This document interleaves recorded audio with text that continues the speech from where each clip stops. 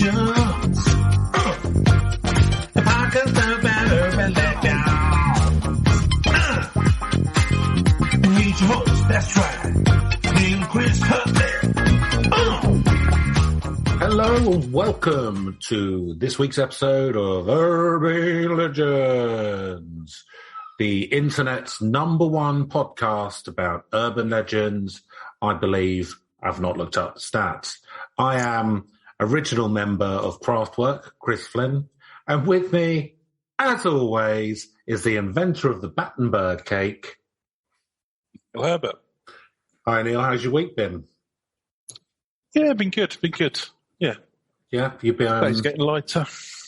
Yeah, it is, isn't it? It's getting lighter in the evenings now. That's good. Do you mind if I ask you how you came up with the idea for the Battenberg cake? Or is that a secret? No. Like many great inventors, somebody else came up with it, and I just bought it off with them cheap. Really? Made an absolute fortune out of it. Yeah, lovely. Did you? Not my taste at all, to be honest with you. Marzipan all over everything. Did you have the baker that came up with it blackballed from bakery circles, like Edison might have? I probably would have done if he tried to sort of claim any other kind of cake inventionings that could threaten my share of the market in Germany. But did you have him killed? I'm not at liberty to discuss such things. I don't know why you'd ask those kind of outrageous questions. I didn't. I did. But did I have him? But did I have him ground up into flour and baked into a giant Battenberg? I can't say. And the bits that couldn't be ground into flour turned into marzipan, suspiciously bitter tasting marzipan. I couldn't possibly say. Look, Neil, I didn't get into Ludicrous assertion. I didn't get into Craftwork without knowing how to ask the right questions, Neil, as you know. So do you have anything that you're currently working on or that you've got your eye on that someone else is working on, perhaps? Yeah, well, just trying to sort of like buy out the patents on fondant fancies. Fondant. Go change the name slightly, so you don't have to pay any royalties. I reckon there's good market in that. Nice. Yeah. Other than that, Battenberg's still selling well, so live off the residuals of that for. Is that the only one which you've got? Like you haven't got, like I don't know, scones, something like that. Sadly, scones predate me by a few hundred years. Oh, okay. Oh, well, I wish you... one great idea, and then it's just kind of like, easy street. Anyway, we've innovated a lot in the cakes. I've forgotten Brandenburg cake. No, what's Battenberg cake? You've got mini ones now. Yeah. Different colours. Are you, and this might be a sensitive question, are you actually able to bake one yourself, or you're not much of a cook? I'm more of an ideas man, and by ideas man, I mean buying ideas of someone else. Yeah, no, I've never baked anything in my life. Can you bake anything like bread or, flat bread, No. round bread, Don't rolls? I think they're called. It's work for someone else. No. Oh, okay. Well, thanks for I was going to say inventing, but thanks for bringing to a larger market the Battenberg cake, because it's quite nice with a nice cup of tea. You want something, to balance the sweetness of the marzipan, I find. Yeah, like some Angostura bitters, something like that. Yeah. Just lemon juice. So as you know, Neil, I'm a TV aficionado. Absolutely. I like to, sometimes... give a little recommendation to the hundreds of thousands of listeners who listen to this podcast. And I've been watching recently a show called Castle. And what that's about is it's based in the medieval times. Okay, And it's like it's interesting because they've done it like a fly on the wall documentary of life in a castle, but set in the medieval times. So it's kind of that's a weird. Clever, isn't it? Yeah, so, do they do that sort of cinema verite kind of style of like swooping cameras all over the show and all that? Yeah, a lot of it's drone shots, that kind of thing. Yeah. It's not for kids, I'd say that, because there's a lot of violence, as you'd imagine, in the castle. and it's very kinetic and visceral. And also, I mean, if we're being honest, sexual equality wasn't what it is now back in the medieval times. No, it's different times. But what's happening is, you like your Eleanor of Aquitaine's. It's very strong. I mean, you had women if you were high enough up the ranks. But I would say they were an exception rather than the rule. Yeah, I think that's a fair comment. And what's happened in the most recent episode is Pele's come into the castle. Okay, the footballer. The footballer Pele, yeah. Yeah. The retired footballer. He's come in with playing himself, or is it? Yeah, he's playing. Okay, yeah. Okay. Yeah. Yeah, it's a bit of a left turn for the series. Is he selling dick pills? Or he's got him on a wagon. Kicks.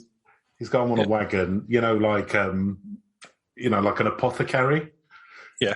And he comes in and goes, "I'm Pele. Would you like your Johnson to be hard?" Yeah. Like that.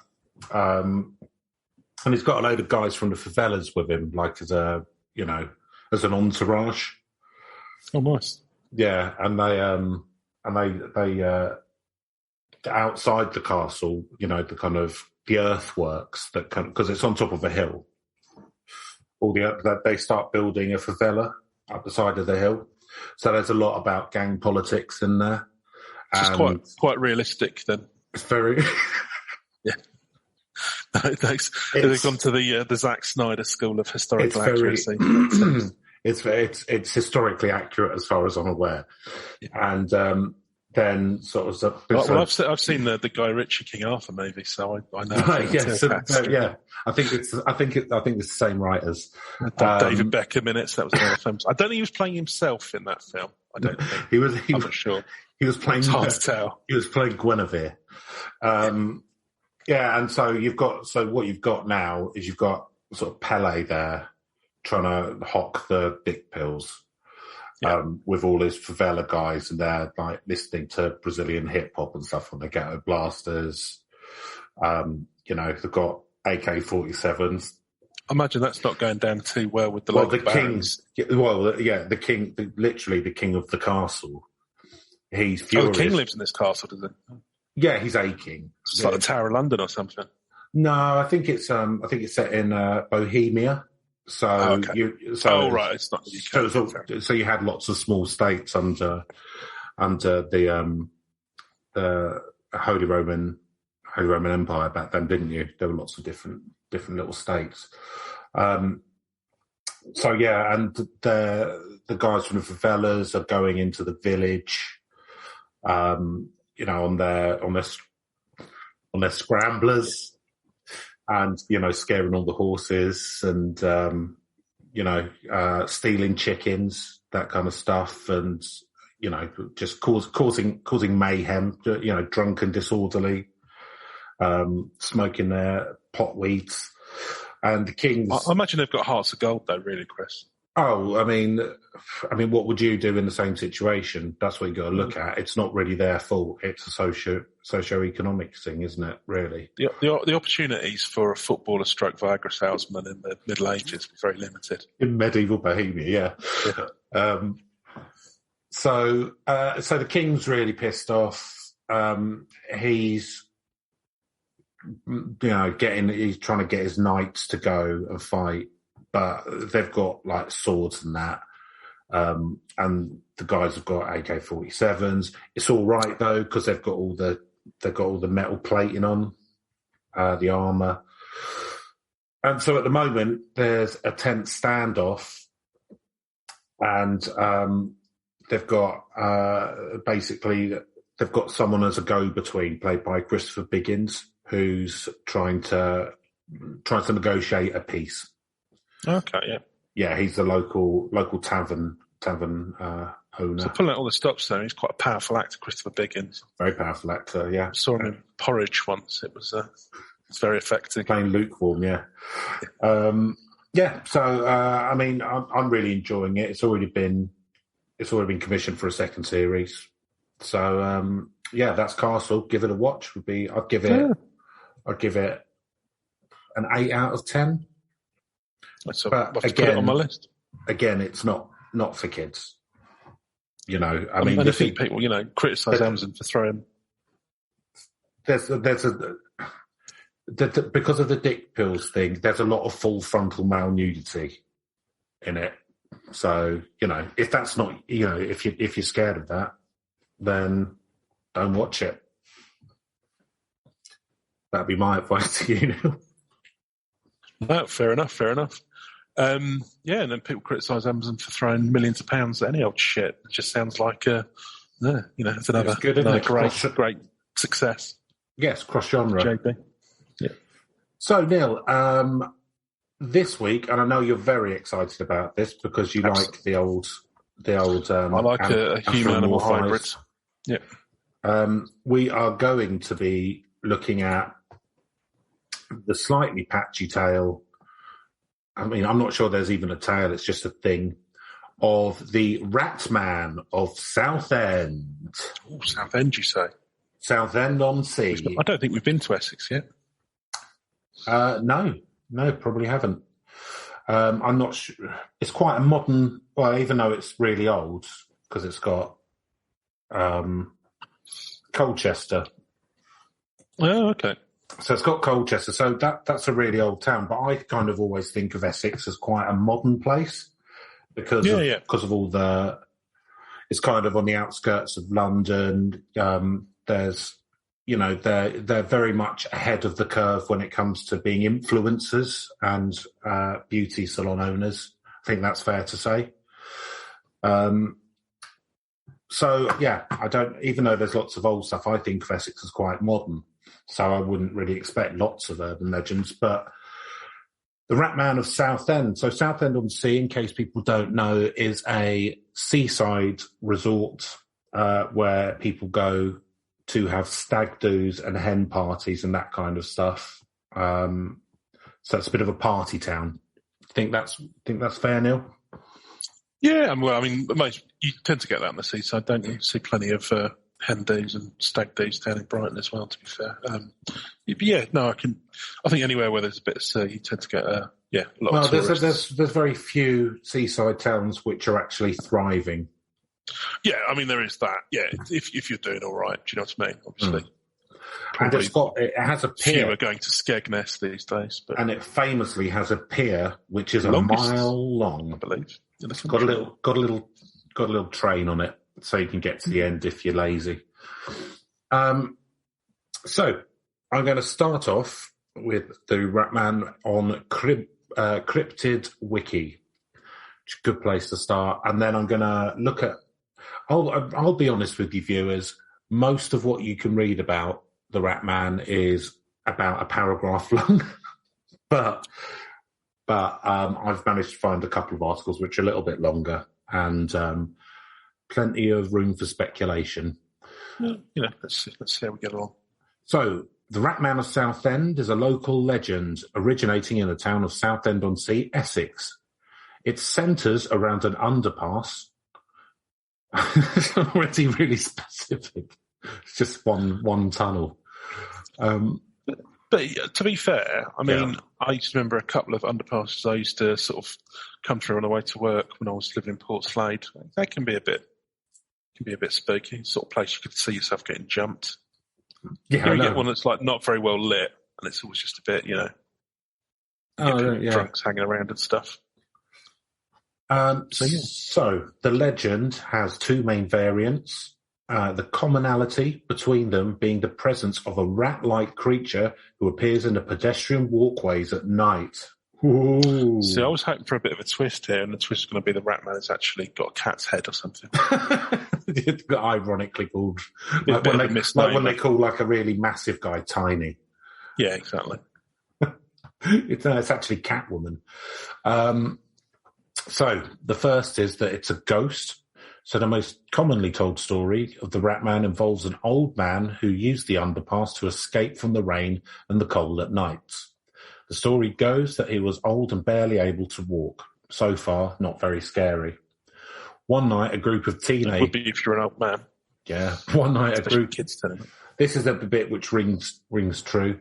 One night, a group of teenagers beat him half to death and stole his blanket, the only real source of warmth he had. Dying from his injuries in the biting cold of the night, he succumbed to hypothermia. His stiffening corpse nibbled and gnawed on by the numerous vermin who inhabit the area. Soon after, local reported odd noises, namely a high-pitched squealing and the sound of nails dragging along the walls. Whether evidence of a real ghost or an overactive imagination, the fact remains the story of the subsequent noises led to locals dubbing the creature the Ratman of Southend. So, I mean, that reminds me of Michelle Pfeiffer's Catwoman in the Tim Burton Batman films, how she becomes Catwoman when she... Oh, I falls, don't think I've ever fully seen that movie, but falls just off a falls to her building. death. Yeah, Christopher Walken kicks off a building, and then a cat breathes in her mouth or something. Yeah, cats start licking her wounds. Cats, yeah. So amazing healing medical cats. Well, they've got their tongues are very rough, so it could get out bits of glass. Although you wouldn't want a cat eating a bit of glass. I don't know. I mean, if it was that or nothing, you'd probably let a cat lick your wound, wouldn't you?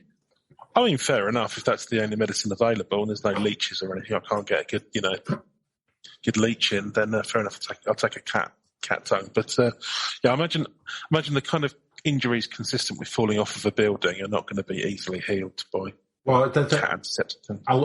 It wasn't consensual. She was knocked out / dead. So it wasn't like she grabbed the cat and started rubbing it on her wounds. Oh yeah, no, I don't know why I'm questioning the reliability of a Tim Burton Batman movie, but it's fine. Well, they were the best ones. So the second one is that it's a mutant child. Well, hang on a second. Let's just go back.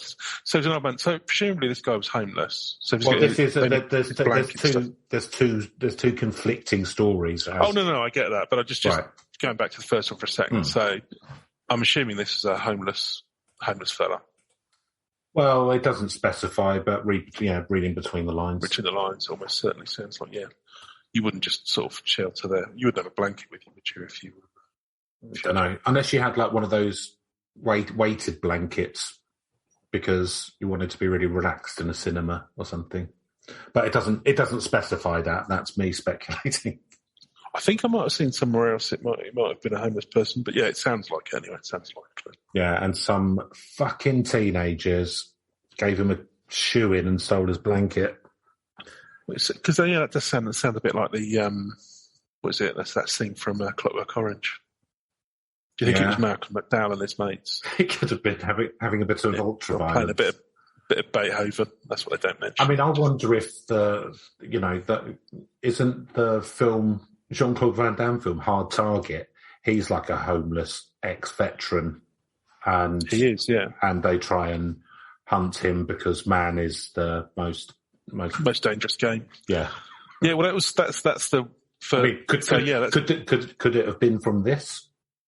Maybe.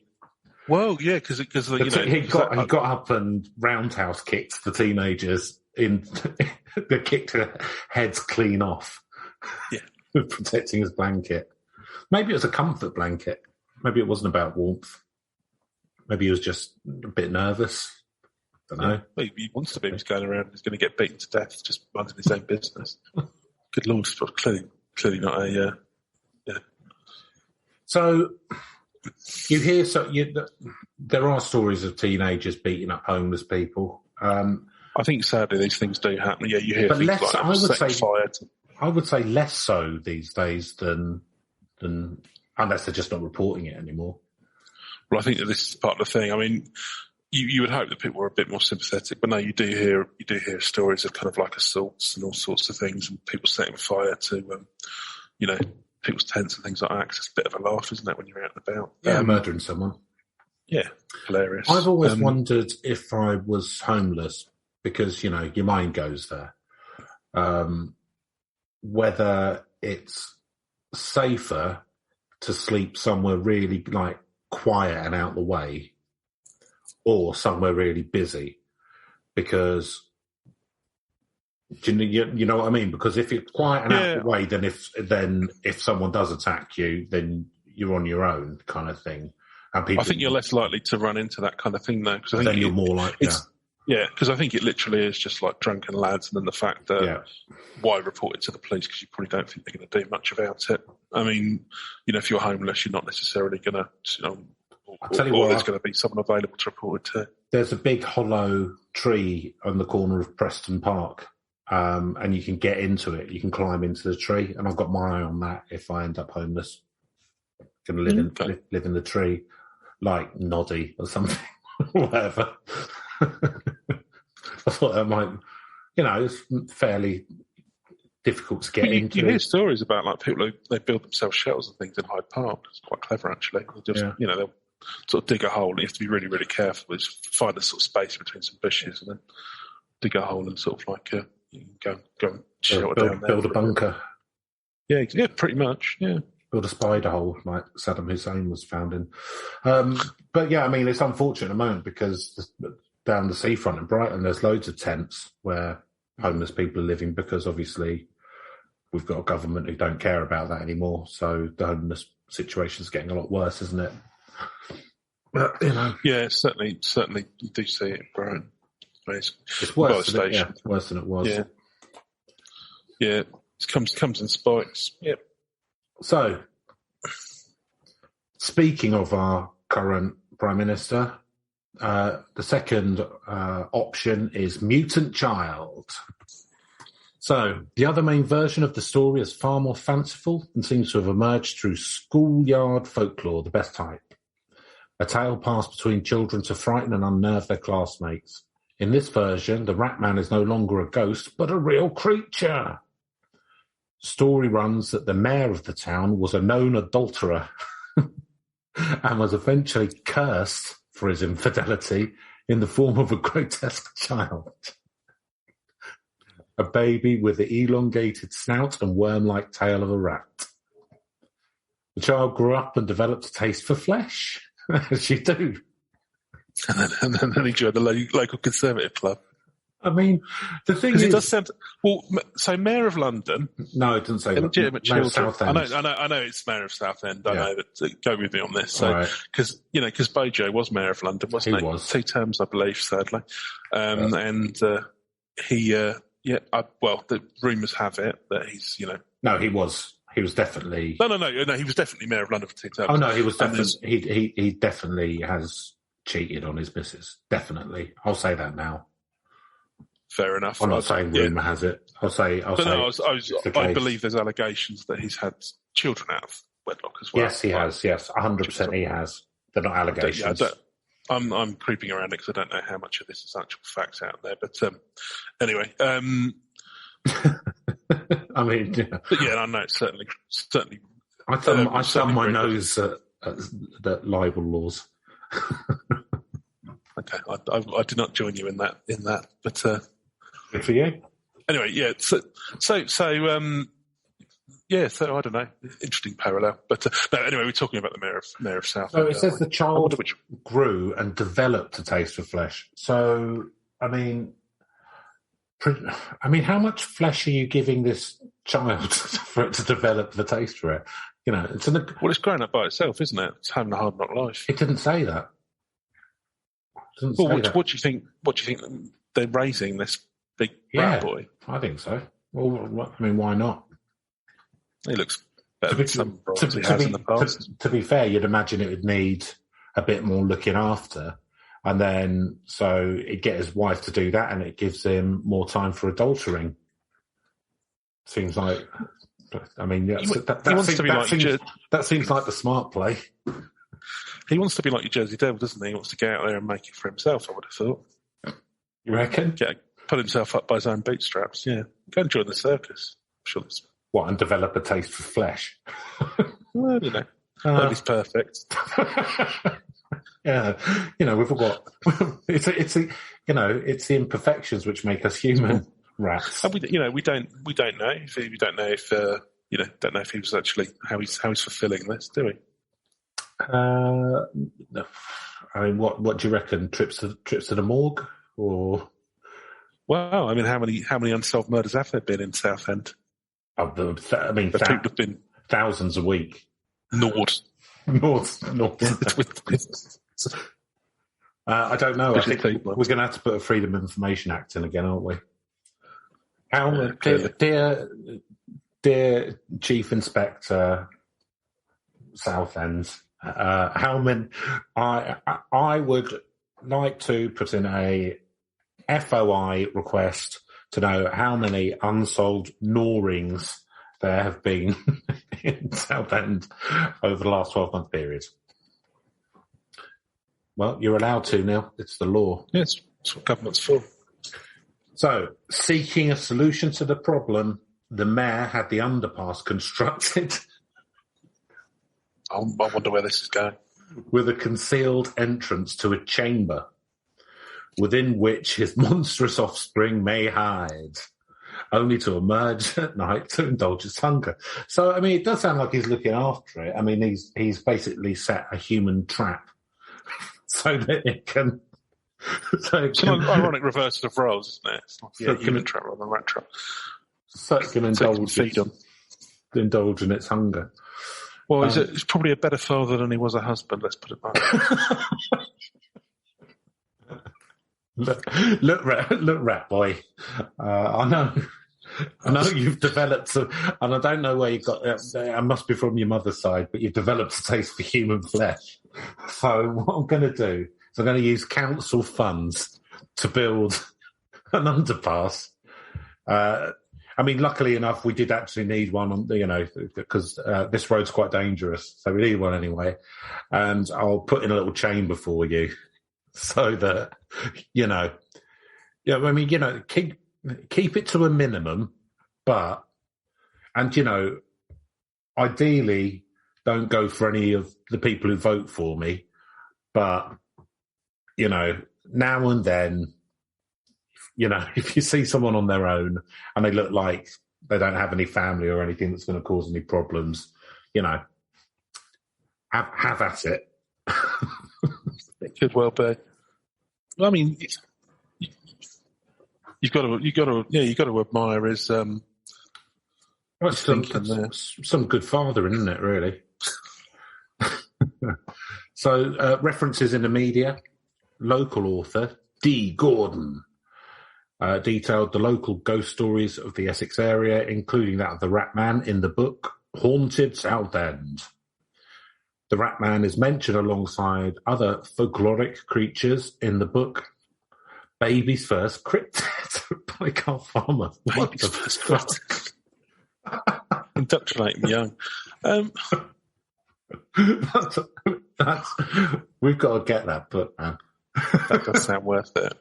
I've just got to Google this. Baby's First Cryptid. I mean, that's just really weird. I mean, does it? I don't know. I mean, singular thinking. I'll say that much. I'm slightly astonished by it. It wouldn't occur to me if I was going to publish a book about cryptids and think, oh, I know. Babies like what's a baby's like? Terrifying monsters. That eat humans. That's what babies like, isn't it? I don't know. I'll be honest with you. I don't have kids, but from what I understand, what babies really like, help them sleep, is some terrifying tales of monsters that will eat them. Basically, well, you say that, Chris. I mean, that's old school, isn't it? That's old school. I'll tell you what, parenting. It's got 100% 5-star ratings on Amazon. How many? 23. Wow, that's not bad.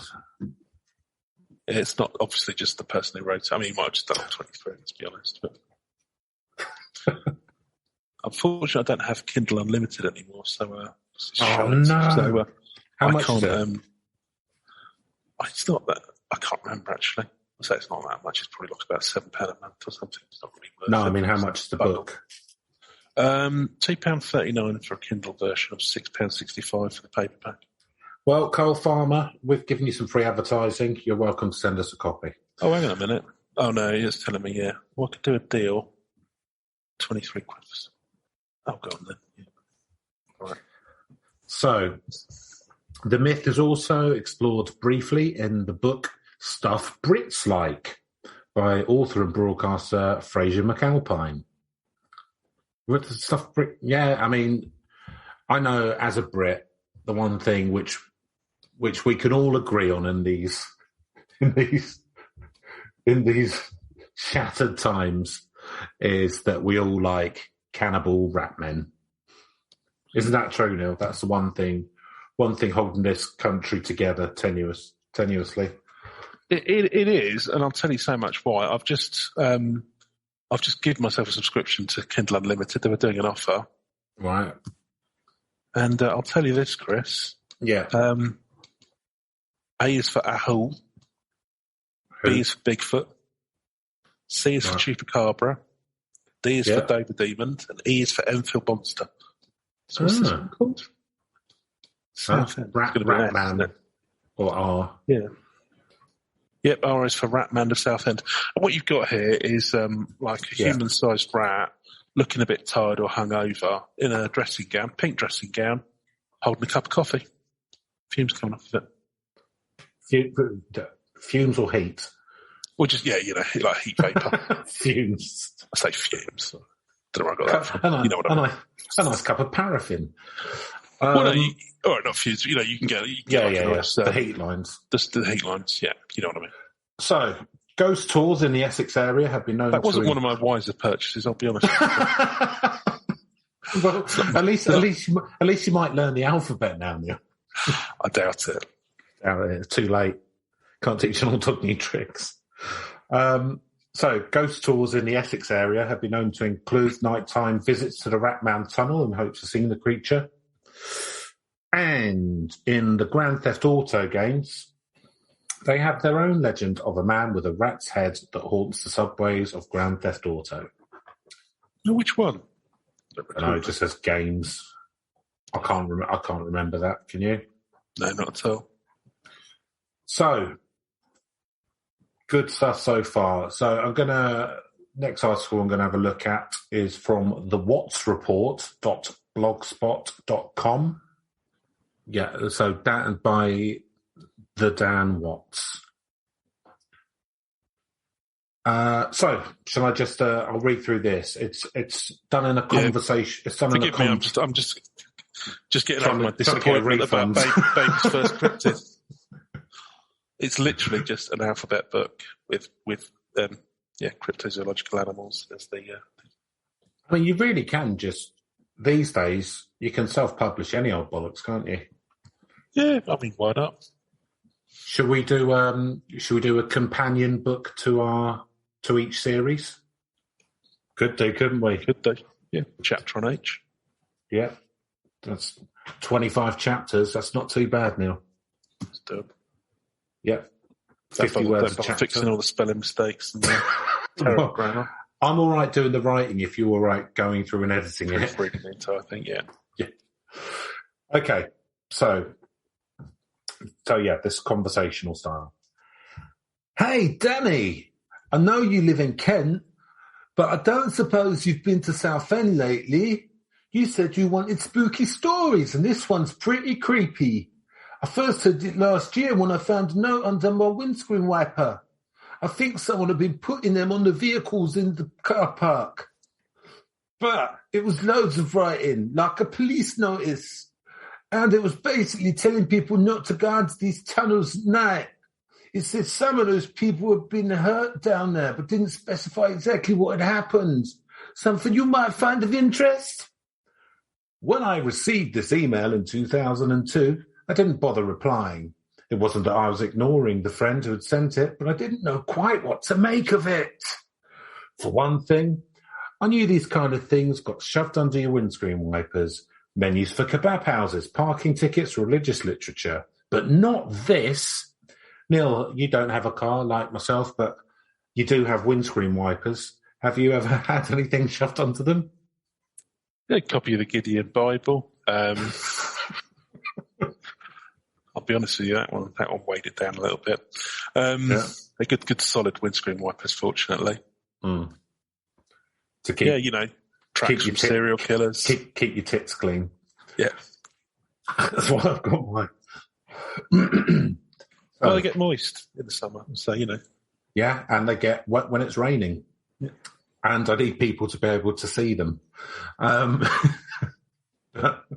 In truth, got to be visible at all times. Got to be visible. That's why I have that PVC see-through square there at all times on every single item of clothing I wear. Every single item. In truth, I thought it was all a wind-up. Even friends who I've not seen in the flesh for many years are fully aware of my interests with all things paranormal. No doubt this friend was just kidding to see if my head would explode with the awesomeness of his lie. Fucking hell. You've got a fairly low bar for head explosions. Not exactly Scanner's territory, is it? But 2 months later, I received yet another email. My friend had apparently been captivated by the story. He'd gone to the effort of... No. Actually digging out something this time. He had actually gone to the effort of asking people about it, about what the police notice may have meant.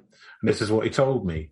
Many years ago, a tramp lived under the tunnel in question. He was a bitter, strange man with terrible secrets. He was also lame and relied on handouts to get through the day. "Spare a bob?" he'd ask passers-by. I don't know why he's from the West Country. His friendly smile. Well, that's how it's written. His friendly smile dissolving when their backs were turned. But one night it all ended. A group of teenagers, all absolutely pissed, by the way, came across the tank and looned over him. After slurring a few insults, they gave him a thorough kicking and took his blanket as some sort of trophy of the night sport. Would you like to go out for a spot of night sport? Kick a tramp to death? I can see them there. Yeah. Yeah, I mean, actually, so that one does sound like, again, like someone homeless. And I'm slightly weirded out as well, the description. So he was bitter and full of secrets. I'm wondering how they've established that. Well, I think this person, the Dan Watts, is making a story out of it. I think that's the feeling I'm getting. Yeah, exactly. It feels a bit sort of like embellished. So I don't know how they managed to understand his characteristics. I mean, I think anyone who's homeless is going to be fairly bitter. So I'm probably not going to read all this. I think it's just his story. So that would be wrong of me to read. But check it out if you want to. Yeah, if you want to have a look. But I will read this quote written by a poster called Solid Snake. Nice. Guys, shit, you won't believe what I just heard. I was at school, but I heard from a mate that the tunnels near the end of the high street had something really fucked up in them. A friend of my older brother said that a mayor had a fugly son by another woman, and it was born looking like a rat. It was well fugly. He wasn't even peng. To protect his career, the mayor had the baby put in the tunnel. He grew up all hairy and shit. And's allowed to escape at night. Go under there. Try eat you alive. Let's meet on Saturday and look under there. GIOW. So. GIOW. Don't know. Okay. Yeah, so that's another way of telling the story of the mayor with the sons. So, Neil, do you think what's your thoughts on this so far? Are you like me thinking military experiment gone wrong? Yeah, I reckon there's they both exist co-independently. I reckon there's two Ratmen. There's a ghost one, and then there's the live one. Yeah. The ghost one's trying to warn off. Are they connected mentally? Oh, what, you think one of them? No, they're in opposition. Good? I think, yeah. Right. I think the homeless guy was actually all right, but he just, he got beaten out, and he's haunted. But then he's trying to warn people off of, because they'll get eaten up by this the mayor's son. Otherwise, so don't come down here.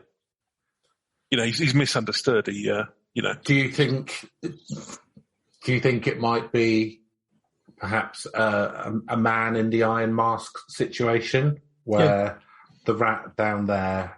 It's a tragic scenario where he's cursed to be misunderstood, but better to scare people off. It's actually next in line. It's next in line to be mayor,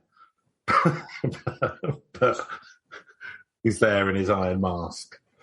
I don't know if the title of mayor is hereditary, but it could be. I mean, it might as well be, mightn't it? Yeah, might as well be. What in our society? Whoa. Yeah, fucking local politics. Yeah. So you think that there's two separate Ratmen. I think there might well be two separate ones. Spirit, the good spirit, and the vicious monster. Yeah. Okay. It's like the duality of man. It's correct, and that's what this is really at the heart of it. That's what this is about. Well, as with so many of these tales, Chris, man's the real monster, isn't he? Or whether it be those teenage thugs who kick to death a poor homeless person for no good reason, or the mayor and his philandering, shamed by his son for he's got a. Well, I mean, what I would say, the mayor's in the wrong for being an adulterer, but I mean, what do you do when your rat child decides that it wants to eat human flesh? I mean, you're underpass, apparently. You're kind of in an impossible situation, aren't you? Really? I mean, you can't, have it running around town biting people's faces off. Not this close to the election.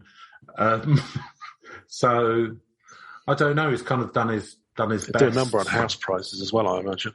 Oh, nobody wants to live next door to a feral Ratman. Constantly scratching at your windows. It's not. You never see that in location, do you? Kirsty also take a dim view. That's because it's heavily edited. Yeah, true. You would be surprised how many there are surprised out how often it crops up. Now there is a local cryptid who does now this is a bit more expensive than you were after, but it's got everything you want. It's got the dining room. It's got an office for John when he's working. You've got a nice back garden there. It's got a wishing well in it. The one downside is the neighbour does have a feral rat boy who will try and get in the house and eat your face, but it's got great security. He can't get in. Just draw the curtains, put your earplugs in. Just don't use every that night. Yeah, just don't use it. Just run across the A road. Safe, isn't it? You reckon that's if people are just it's just a bit of bounce, just trying to get people to get run over instead? Yeah, that's pure bounce. It's just somebody who thinks it's either bounce or just somebody who thinks that, just really believes that, should separate out the wheat from the chaff. And, if you're not strong enough to be able to run across the road, by the gift of traffic. Don't deserve to get across the road. Nature's way, running people over. All these underpasses are just letting the herd come through. I think it's well, and also I imagine that, and not casting any aspersions because it happens everywhere, but I would imagine that Southend at night, especially on the weekend, will have a lot of boy racers driving around. Maybe they've had a pot spliffs. Maybe they've had some tonics. Who knows? Driving around in their hot hatches. Gacked up to their eyeballs. With their 16-year-old girlfriends, even though they're 25. That kind of thing. Racing rounds. So I would imagine it's quite dangerous to cross the road. But you can't use the underpass. So maybe build a bridge. Build a footbridge over it. Fill the underpass in with concrete. But then the footbridge, and there's a troll living under that. So it just gets even worse, doesn't it? You've got yourself a whole fucking Billy Goat Grubb situation at this point. Yeah. I don't know if the troll could sort of take out the rat boy. I don't know I don't know how that works. I don't know what top trumps is. Mythical creature community. But that's the thing. You do that. You send a troll to go and take him, and they come to an agreement. I mean, I do wonder. So this mayor, has he actually just tried, giving these kids some different diet opportunities? Maybe feed them salad. Well, rats will eat anything, won't they? So, what's wrong with normal food? No, I mean, do you know what? Very picky eater. Yeah, it's very picky. What's happened here is so many parents these days. This mayor's indulged this rat boy. Overindulged. Oh no, I only eat white food. Oh no, I only eat human flesh. Do you know what I mean? Like, next thing you know, having to put him up under an overpass. Next thing you have to build, you have to build an underpass with a secret chamber, and people are going to, aren't people asking questions? Does this come up in town council meetings? I mean, I don't know. Apparently, the police just put notes under people's windscreen because that's the most effective form of comms. I hadn't thought of that. Normally, I'd go for something like an email chain, or maybe on the local news or something like that. Yeah, on TV. Yeah, just maybe close the underpass off. Yeah, fair enough. Or put together some sort of spurious leafleting campaign. That seems like it'll win people's trust. So that only drivers who are the people who obviously most use underpasses are the ones who find out. No pedestrians will find out about it. Okay, Neil. Well, I think we've discovered all we can about the Rat Boy. So it wasn't very much, was it? It wasn't. It's not an in-depth legend. I would go that far. I suppose the one thing I would say about this is, if you think about it from a folkloric perspective, quite a modern one, isn't it? Yeah, it sounds like quite a modern one, and it seems to be a little bit like there's some scepticism either of kind of like all kids today, or local politicians. Yeah. Tell me what this is. This is fucking Middle England's wet dream, isn't it? That's what this is. Oh, teenagers, politicians. But the punishment doesn't seem to fit the crime so much to me, because it's like, well, you're gonna have this sort of rat child, or you yourself are going to turn into a sort of rat and just end up killing another foe. I suppose with the homeless one, then there's something there about people feeling guilty about, Well, the homeless guy turned into a rat thing because he got the superpower of the rat, yes, like in Batman, but then died anyway, but then kept the superpower. Don't know. Never heard of that before. Maybe it's like Dexter. He's just taking out evil people. Maybe. So yeah, he only eats other serial killers who happen to come through the tunnel. I mean, it couldn't be any less ridiculous than that fucking show got. So I'm sure they're only about. I've not watched it. I saw the first 2, I think, maybe 3, and then I just got bored of it. But let's just say, yeah. Well, I mean, every one, it's kind of like the first one was fine, but then it just becomes, there's another serial killer who's got to sort of hunt down and just end up. How are you going to resolve it this time, Dexter? Killing them, I guess. Killing them and shoving the body overall. Yeah, all right, doing that again. Yeah, fair enough. Probably duck out at this point. It's like even more boring than a police procedural. But if he'd been a rat boy, then he'd eaten them instead. Mate, that could have been how they spiced it up, kind of series 4 onwards. Yeah, exactly. Yeah, turns into a rat. He gets his face eaten by rats, then turns into a haunted rat boy or something. Well, if you're listening, Hollywoods, we're available. Cracking ideas like that. Yeah, we're available to edit scripts.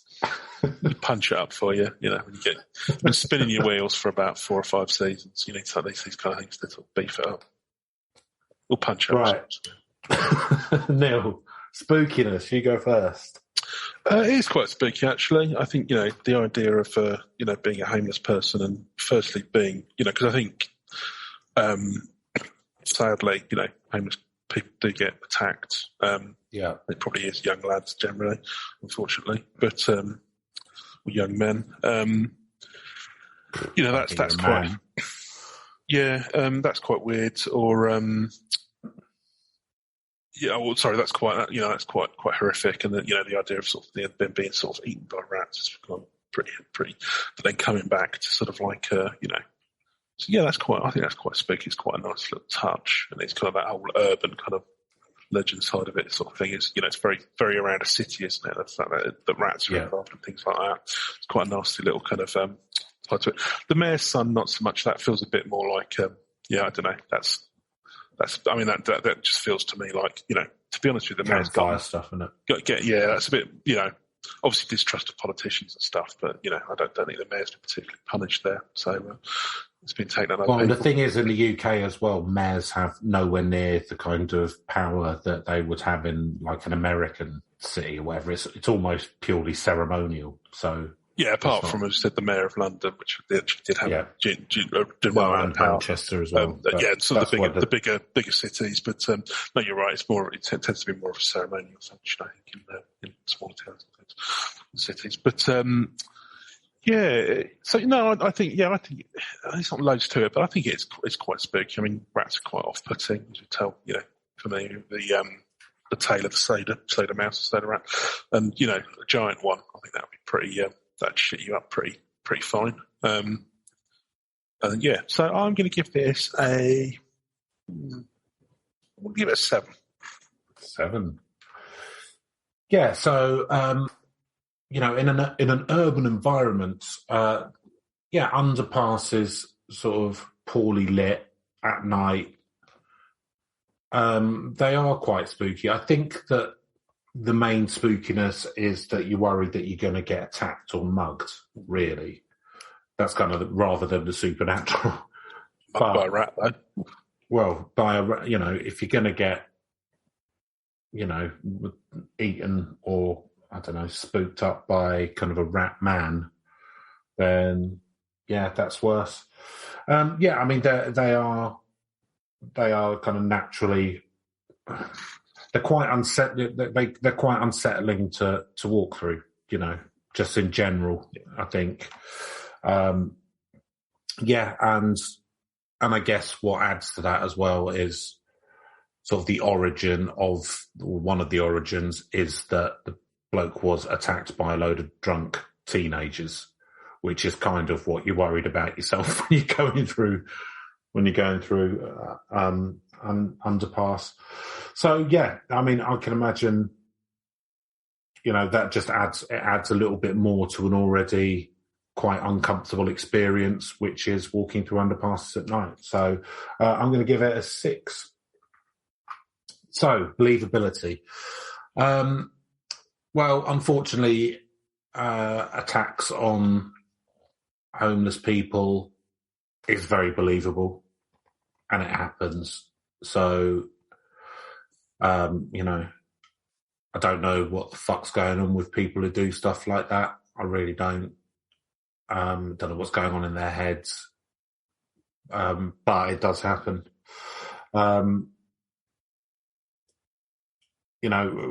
Rats do exist as far as I'm aware, so that's believable. A mare being adulterous, that's believable. It's really just when we come to the rat man bit of it where the story falls down a little bit for me. The substance of the thing, really. You could argue. So, I mean, it could. It could come from a homeless person was attacked and killed in an underpass, and then legends came up from that. That's believable. I don't know. I'm going to give it a 4 for believability. Neil. Yeah, I think it's a bit low here for me because I suppose what I take into account. So the believability of a rat person, though, and also. I mean, these are classic kind of like you've had some tales here and you've heard them from some third party. Seems to be quite recent, but it's there's no sort of corroboration. There's not even any talks of particular attacks or just made up ones that and then such and such happened. I mean, supposedly this thing lives off of human flesh, but we're not sort of given any accounts as to people. Normally there'd be at least eaten. No, it's true. Yeah, leaves no evidence. Yeah, or maybe you think maybe that makes it more believable. No sort of close accounts, things like that. Intrinsically, it's kind of like not terribly believable. And there's no kind of like real talk of any, mare having. Firstly, people can't give birth to rat children. There's been some, in terms of mannerisms, perhaps. I've certainly met a few, but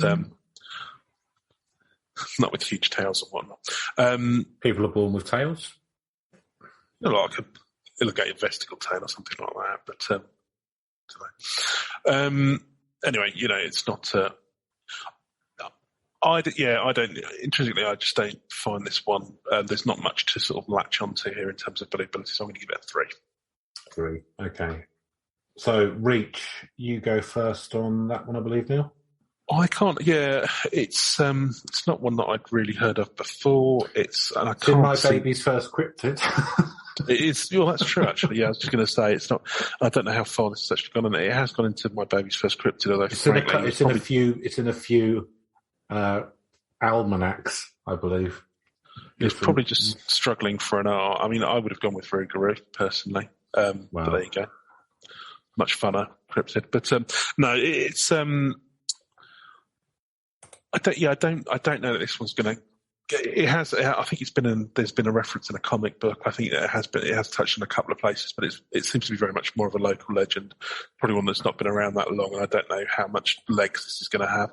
It's kind of quite like a nice little eerie story, but I can't. Because of the internet, obviously these things always start to expand a little bit. But I can see it being the sort of thing that would sort of come and go in years gone past, where it's probably taken on a bit of a second life thanks to the internet. So I'm not going to rate it too low because of that, but I'm not going to rate it too high either because I can't imagine it's gone sort of worldwide or it's one that people would hear of unless you're actually looking into this sort of stuff. So I'm going to give it on balance 4 out of 10.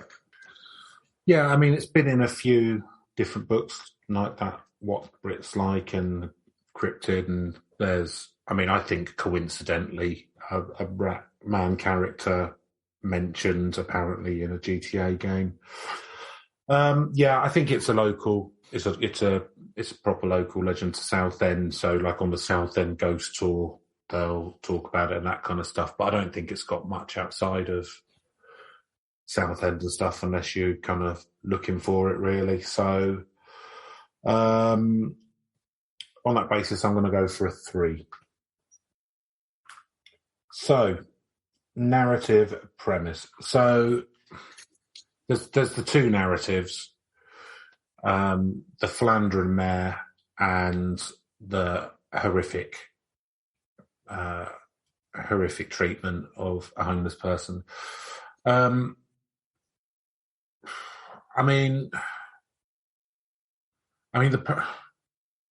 I don't know. Like it's weird. I quite like the narrative of the mare having a rat boy, and it develops a taste of human flesh, so it builds an underpass and a secret thing like a human trap. I can see it being like a bawdy comedy, like a sort of 90s early aughts. Yeah. Well, if it was in the 70s, you would have got like Frank Spencer in it, but or Robin Asquith. That's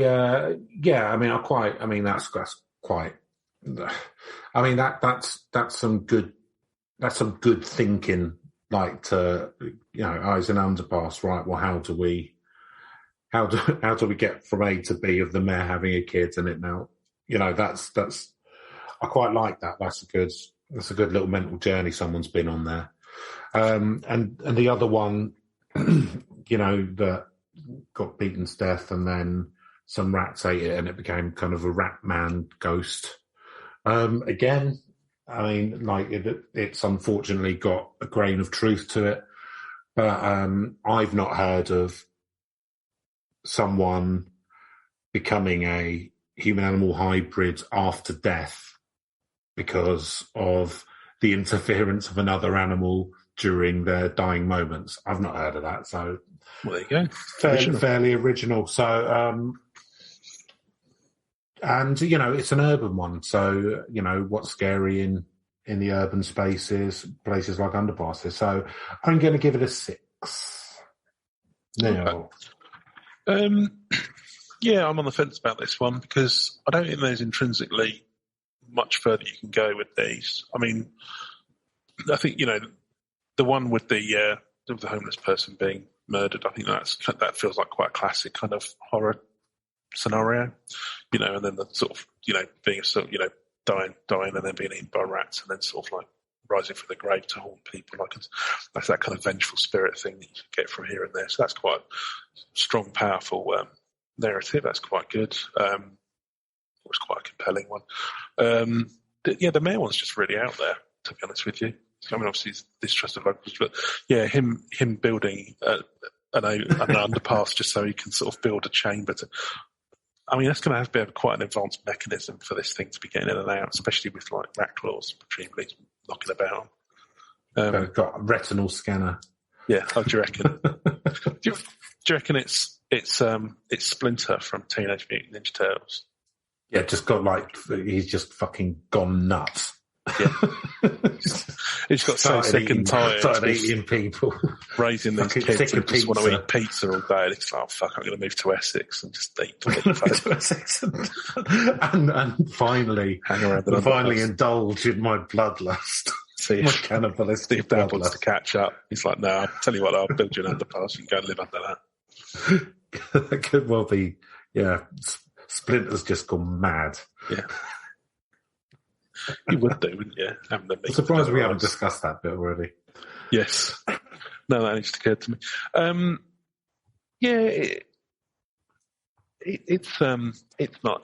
It's not loads to it unless you take one of the sort of big angles. But I'm going for the whole thing with the mayor and the underpass, I'm going to sort of bump it up a little bit. So it's going to get a 4 from me.